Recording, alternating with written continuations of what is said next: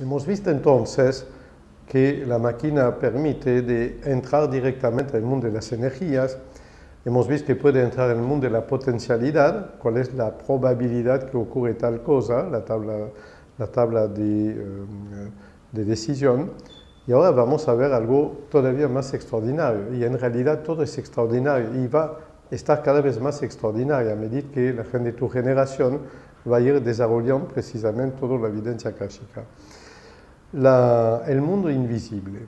¿Qué hay en el mundo invisible? ¿Existe el mundo invisible? Sí que existe. Yo nunca vi un ángel en la forma que nos indicaron porque no tienen forma. Pero sí existen bajo un formato más bien cerca de lo que sería software. Es decir, un poco de energía polarizada con una inteligencia interna, una capacidad de autodecisión, un nombre, sin nombre de un programa, no puedo llamar al programa, y está fabricado para una sola función. Un ángel de guerra no se oye como ángel sanador, muy bien, lo mismo que un software de diseño no es lo mismo que un software de contabilidad. Entonces, no hay nada más cercano al mundo invisible que el mundo de la informática. Y ahí, interesante, el hombre ha creado la informática a imagen de lo que hay en su relación con el mundo invisible. Ningún programador lo va a admitir, ningún profesor de facultad estaría contento de lo que digo, pero es una realidad. El hombre ha proyectado el mundo invisible en la realidad. Ejemplo, en este momento cualquier computador en el mundo unida a la red de Internet podría entrar en contacto con cualquier computador en el mundo. Bien, ocurre que en el ser humano, como tenemos 18 cuerpos, uno se llama el cuerpo de causalidad humana. Y este cuerpo de causalidad humana es capaz de entrar en contacto con cualquier cuerpo de causalidad humana que hay en el mundo. Como parecía difícil, hemos inventado Internet, hemos inventado las redes, hemos inventado medios de comunicación de todo tipo, incluso WhatsApp y otro, para poder entrar en contacto. Todas las redes que existen, de un cierto modo, cumplen esta función. Pero adentro mismo de nuestra estructura a nivel energético, tenemos esta capacidad de contacto energético directo con cualquier persona del planeta. Entonces, imagina, cada ser humano, con tantas líneas que parten de él, como hay de habitantes en el planeta, y tienes una idea de la maraña en la cual estamos. Claro, nos limitamos habitualmente a la gente de nuestra oficina, de nuestra familia y nuestros vecinos. Bueno, lo aumentamos con las redes en las cuales estamos. Ningún ser humano está en contacto con todo el planeta, técnicamente y operativamente, no tendría ninguna razón de ser, por razón temporal, espacio-temporal, es imposible. Pero a nivel energético, sí, cada ser humano está en contacto con cada ser humano. Pero tenemos un cuerpo llamado el cuerpo de causalidad de la naturaleza. Y este cuerpo, que es el último en el hombre a instalarse en el momento del corte del cordón umbilical, hace que cada ser humano está ligado a la vida de la naturaleza. La Gaia, la famosa madre naturaleza, existe no como una diosa, sino existe como un ser inteligente que también tiene 18 cerebros, 18 cuerpos, tiene chakra, tiene toda una red de nadis, en realidad, que son la vena del dragón, o líneas telúricas, línea de Hartmann y otro, que recorren el planeta Tierra. Y es cierto que monumentos como las pirámides, Stonehenge y muchos monumentos son como agujas de acupuntura puestas por civilización o maestro muy elevado, punto de acupuntura del planeta Tierra para hacer evolucionar a la humanidad. Estoy diciendo que lo mismo que cada ser humano está en contacto con cada hombre del planeta, yo estoy diciendo que cada ser humano, por este cuerpo de causalidad de la naturaleza, está en contacto con los 18 cuerpos de la naturaleza. No hay que sorprenderse que con las depredaciones que hagamos a la naturaleza, que van creciendo cada vez más, la naturaleza se venga y tal vez termine exterminar a la humanidad. Esperamos estar ya en Marte antes que pase, por solamente haber agredido tanto a este ser viviente que es la naturaleza. Yo no estoy hablando desde el chamanismo, estoy explicando las raíces del chamanismo, en realidad. Por cuando hablamos de chamanismo urbano, es que la actitud del chamán no necesariamente empieza en un bosque, puede empezar en la ciudad, en un edificio de 20 pisos. Regresamos. El hombre tiene una capacidad extraordinaria de entrar en el mundo invisible. Pero ¿qué hay en el mundo invisible? Muchos seres. Los clasificamos a grosso modo entre ángeles y demonios, elementales de fuego, de aire, tierra, agua, egregores que son de origen humana, creaciones humanas, buenas o malas, espíritus que son restos de seres desencarnados que han vivido en la tierra, pero sin el alma no está con el espíritu. Algunos de estos cuerpos sutiles sí que no se han disuelto. Estos son los seres inteligentes. Y hay otros vectores energéticos que tomamos en cuenta, que son las formas de pensamiento que existen a nivel energético. Una persona que piensa repetidamente en algo termina creando una imagen que influye sobre el mundo externo. Este es el secreto del secreto, la tecnología de pensar es actuar. Es cierto, existe, pero el problema es que el secreto no enseña cómo hacerlo verdaderamente. Es el producto de una gran concentración de energía en el cuarto ojo y no en la forma de visualizarse en una Ferrari o hablando en público o estar aplaudido, sino mediante arquetipos que la máquina de evidencia puede permitirnos de descubrir. Es decir, imágenes arquetípicas que el mundo invisible puede comprender que tenemos que emitir con el cuarto ojo gracias a un gran empuje de Kundalini todos los días durante meses, no días, meses. Y este sí es mucho más poderoso que los mandatos que se usan en el método de Coué y otro, es decir, repetirse una frase, soy grande, soy exitoso, todo el mundo me quiere, etc., que no tiene ni 1 por millón de probabilidad de llegar a ser cierto. Es una autosugestión fútil, inútil, mientras que la visión arquetípica, un arquetipo definido por la evidencia akáshica, nos permite verdaderamente proyectar esta imagen afuera y empezar a mover los hilos del cosmos, por ejemplo, gracias a esta red de cuerpo energético a los cuales estamos unidos. El secreto del secreto es lo que estoy diciendo y la tecnología la aporta la terapia akáshica. Bien, regresamos a los seres invisibles.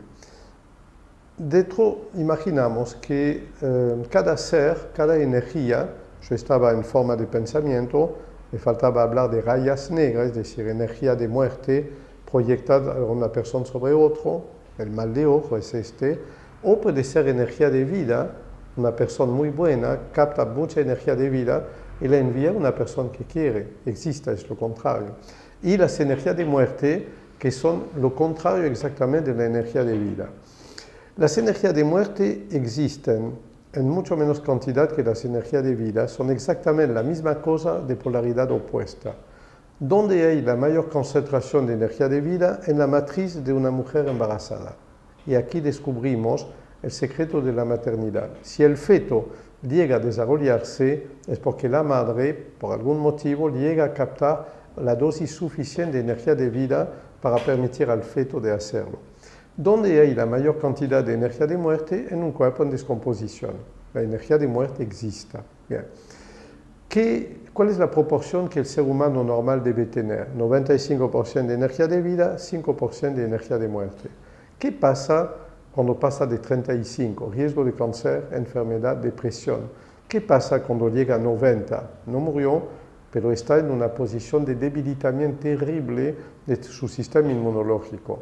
La cara no visible de la enfermedad, la cara secreta del cáncer y la ayuda a su sanación, la cara desconocida de la depresión es la dosis de energía de muerte o la dosis de energía de vida, y el manejo de la Kundalini y de las técnicas que limpian la energía de muerte, lo que hacemos en la terapia akáshica, pueden ser determinantes en la recuperación de una persona que está en el medio de una depresión grave, de un cáncer. No digo que podemos sanar todos los cánceres, no digo que podemos sacar toda la gente de depresión, digo que cada cáncer, depresión y todas las enfermedades van acompañadas de energía de muerte. Lograr sacarlos nos transforma en auxiliar total de la medicina. Y por esto digo, no somos medicina alternativa, somos medicina complementaria. No pretendemos sustituirnos a la oncología ni a la psiquiatría, sino complementar su efecto en el aspecto que ellas tienen totalmente desatendido. ¿Por qué hablo de seres invisibles? ¿Por qué hablo de magia?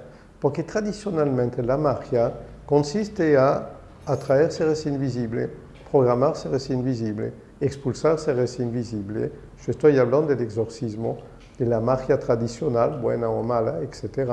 Y obviamente en terapia akáshica solo tenemos herramientas para limpiar cosas malas y no podemos nunca convocar cosas negativas, ni por accidente, porque toda su construcción está protegida desde la estructura misma. Es decir, que no hay ningún miedo a tener en cuenta el manejo de estas energías. Pero dense cuenta, una persona tiene ganas de suicidarse. No obstante, tiene todo en la vida, es rica, es apuesta, tiene amor, es famosa, tiene todo, pero tiene ganas de suicidarse. Claro que un neurocientífico va a decir la serotonina, lo que quiera, la droga, los efectos de lo que ha tenido, pero hay una otra verdad.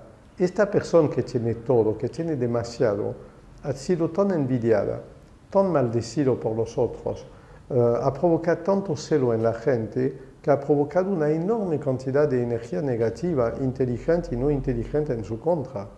Y provoca precisamente que estos seres negativos pueden infiltrarse en duda, en angustia, en miedo que tiene la persona, ampliarlos al infinito y llevarla al suicidio. No he dicho que todo suicidio es debido a un ser negativo. Digo que una parte de los suicidios, o una parte de la depresión, una parte del suicidio lento, que es un cáncer muy imposible de parar, imparable, son producto a veces de seres negativos. ¿Qué pasará si el oncólogo no se interesa en estas teorías? Morirá el paciente. ¿Qué pasará si el psiquiatra no admite que haya seres invisibles capaces de hacer Bueno, el paciente nunca se sanará, pasará de medicación en medicación hasta que le metamos implante eléctrico en el cerebro, pero el paciente no logrará estar feliz. Recuerda la definición que da la OMS de la salud.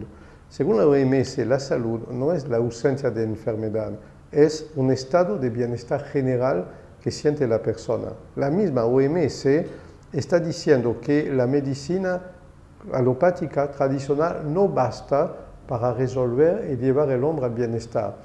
Comprendemos, un paciente entra agonizando en un servicio de emergencia, la prioridad 1 es mantener los signos vitales, salirlo del cuadro y evitar que muera del estado crítico donde está.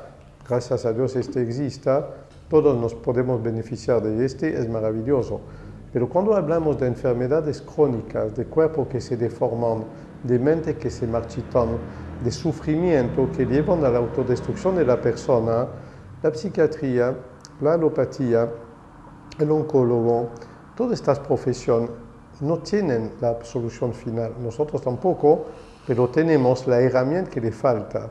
Cuando una persona está torturada por un ser negativo, la máquina de evidencia permite detectarlo y la terapia akáshica tiene herramientas para poder expulsarlo.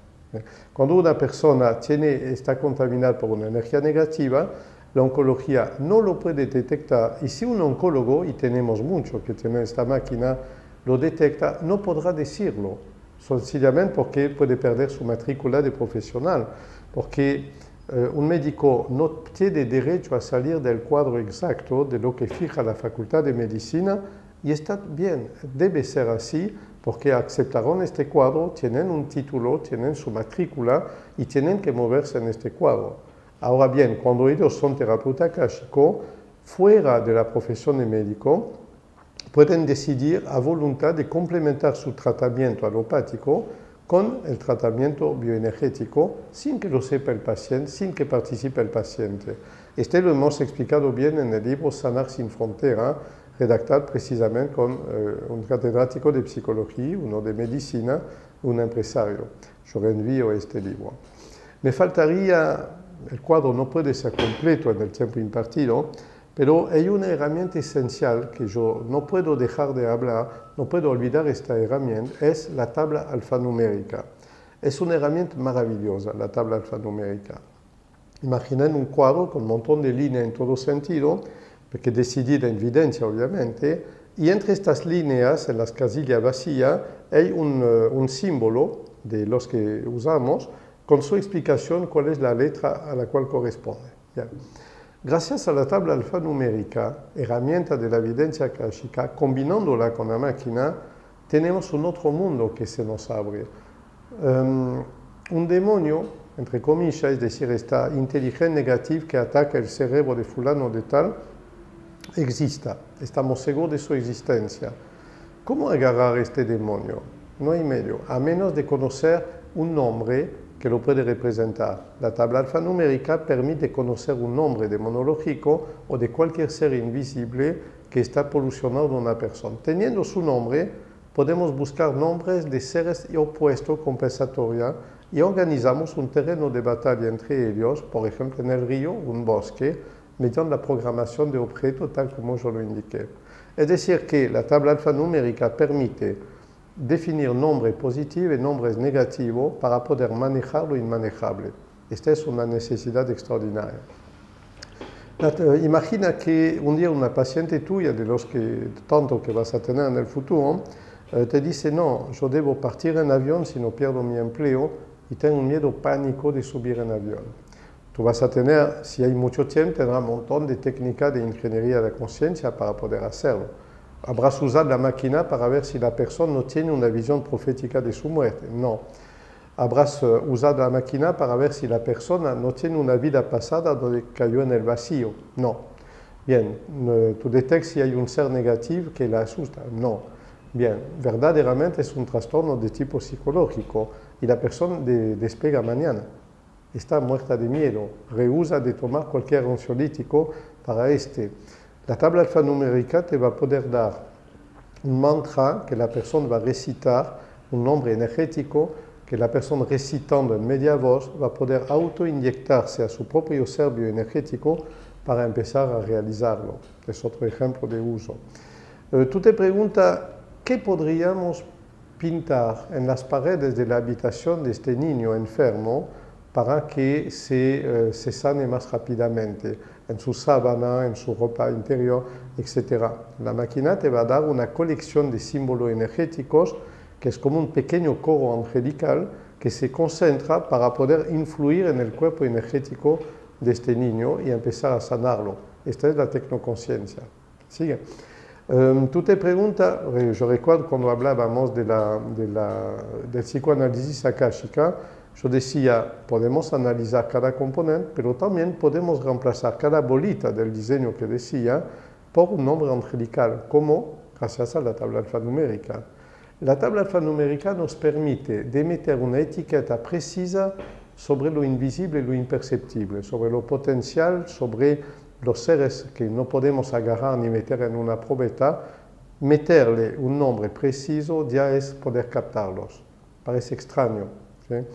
Y en realidad, desde que tenemos este nombre, podemos actuar sobre ellos. Por ejemplo, una de las reglas de programación que tenemos cuando fabricamos un de estos objetos programados para meter en un bosque, en un río, es de sintetizar lo que llamamos el veneno de una situación y el antídoto de una situación. Son colección de letras, 20, 30 letras.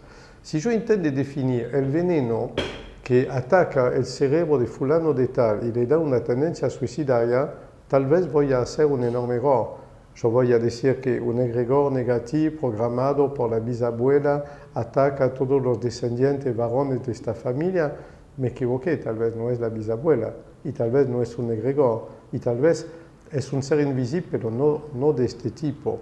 Bien, mientras que si yo busco el veneno retransformado en una larga colección de letras, yo estoy designando una inteligencia invisible que sabe el veneno exacto del cual estoy hablando, sin que mi cuerpo diabólico ni el del paciente pueda interferir. Teniendo lo que no se puede agarrar, ni meter en una probeta, ni definir, se vuelve definible y puede volverse solucionable aplicando lo mismo con un antídoto. Este es un ejemplo de las herramientas que usamos, ¿sí? Después, la colección de 4 cosas que son veneno, antídoto, el beneficiario, el paciente, por ejemplo, y los apoyos, por ejemplo, Magister de Golovidui u otro nombre angelical. Todo este amalgama de texto lo volcamos en una cuadrícula, otro Excel, y a medida que el paciente o el profesional lo vuelca en las casillas, está empezando a hacer la fotografía de las 22 dimensiones de la situación. Vos mismo te recuerda tu sorpresa cuando te decía que tú puedes testear en visión 3D este cuadrado mágico que existe de la persona. Yo te había enseñado una vez cómo preguntar el grado de eficiencia de este visto en imágenes 3D y tú aprendiste que si aparece una estructura armoniosa y simétrica, es que el efecto es cerca de 100%, pero si aparece una visión caótica con valle, con pico y otro, tú detectas directamente en una visión 3D de este cuadrado que hiciste cuáles son las zonas deficientes y otra vez con la tabla alfanumérica tú puedes poder controlarlo. ¿Te gustan las velas? ¿Te gustan velas eléctricas o velas grabadas, por ejemplo? Cosas de este tipo. La tabla alfanumérica te va a indicar cómo convocar una cierta cantidad de energía inteligente para cumplir con una meta precisa, etc. Estos son algunos de los usos de la tabla alfanumérica. Te das cuenta entonces que la máquina de evidencia es el gran amplificador de percepción humana y el estabilizador de mensaje externo de seres invisibles o del cosmos o de los registros akáshicos. Todo se sintetiza en tu glándula pineal, se manifiesta en tu cuerpo a nivel sensorial y lo veremos en otro momento. Y gracias a este tú llegas a obtener un sí o un no a una contestación. Pero gracias a la máquina tú puedes alcanzar una visión macro muy análoga, por ejemplo, a lo que pasa en el sueño. Muchos pacientes, muchos terapeutas de formación psicológica o no, analizan multitud de sueños de los pacientes.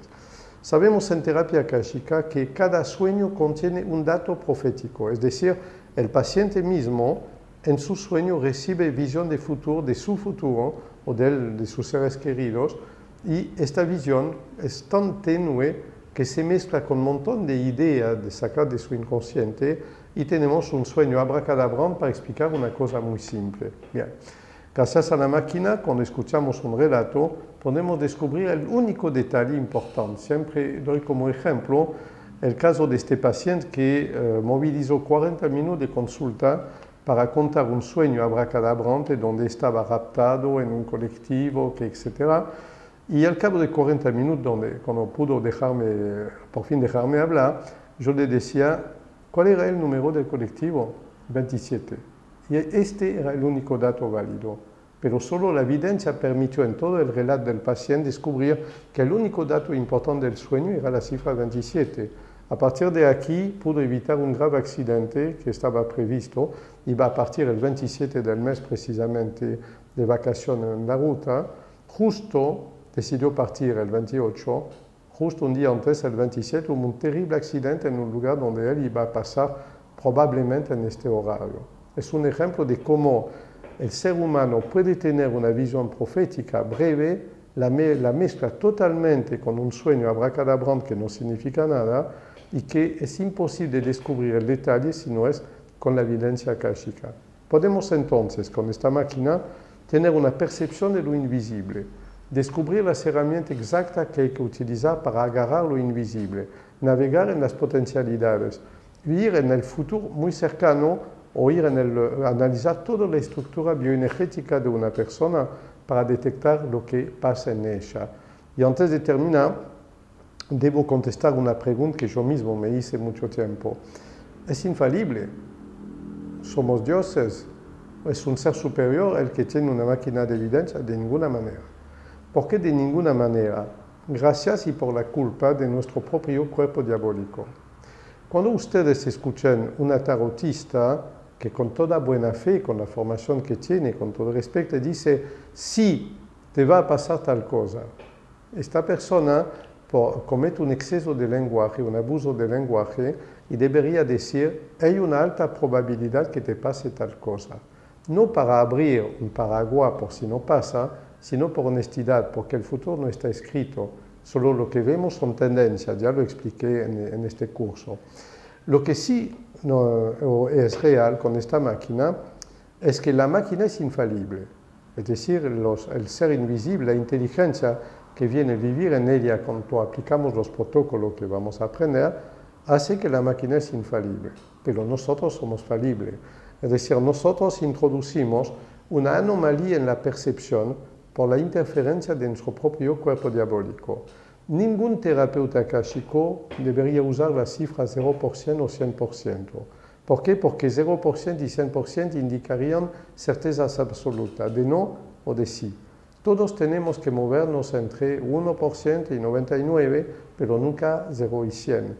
En realidad, todo lo que percibimos puede ser alterado por una fracción de nuestro cuerpo diabólico. Ejemplo, detectar toda la bioenergía de una persona podemos tener acierto de 97%.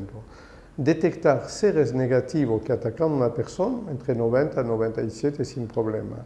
Detectar el origen de quien lo envió puede ser ahí de 50 a 60 y no es honesto de hacer un análisis de origen, no es ético en la terapia akáshica sabiendo que nuestra interferencia de cuerpo diabólico y la del paciente pueden alterar de 40% la verdad. Y si vemos algo que nos parece cierto al 50%, no valía la pena de tener una máquina así, una moneda jugando a cara o seca también lo hace. En realidad, solo tomaremos en cuenta probabilidad de percepción superior a 90-95%. Debajo de este tenemos que descartarla. Pero esta pequeña fracción de 3, 5, 7 o hasta 10% de inestabilidad muestra que somos humanos, que somos imperfectos, aunque podemos tener una máquina de este tipo totalmente maravillosa. Por ese motivo, ningún terapeuta akáshico sensato y bien capacitado va a considerar como verdad absoluta todo lo que dice. Cada vez que va a ver algo, va a tener que hacer un experimento técnico, enseñar una técnica, implementar algo, y cuando va a ver el resultado positivo sobre el paciente, verificó su hipótesis. Estoy diciendo que el método científico, la epistemología misma, se debe aplicar en el procedimiento ético del terapeuta akáshico. Tener una máquina así no es una garantía de infalibilidad. Entrenarse y aplicar protocolo es una garantía de alta eficiencia. Yo digo para relativizar y no pretender que niega todos los medios existentes.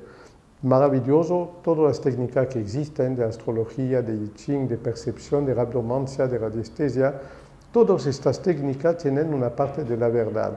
Esta máquina tiene una parte un poco más grande porque ella puede incluir todas estas otras técnicas, revisándola, ampliándola, que cualquier técnica que usa la relación entre las energías mentales y las energías en general puede ser aplicada e incorporada dentro de la terapia akáshica.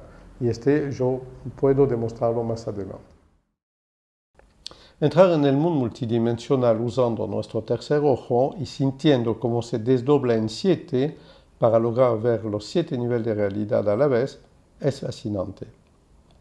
Pero ¿qué siente verdaderamente un paciente en su primera consulta? ¿Qué siente el terapeuta akáshico? ¿Y qué hay de apasionante al más alto nivel científico y técnico?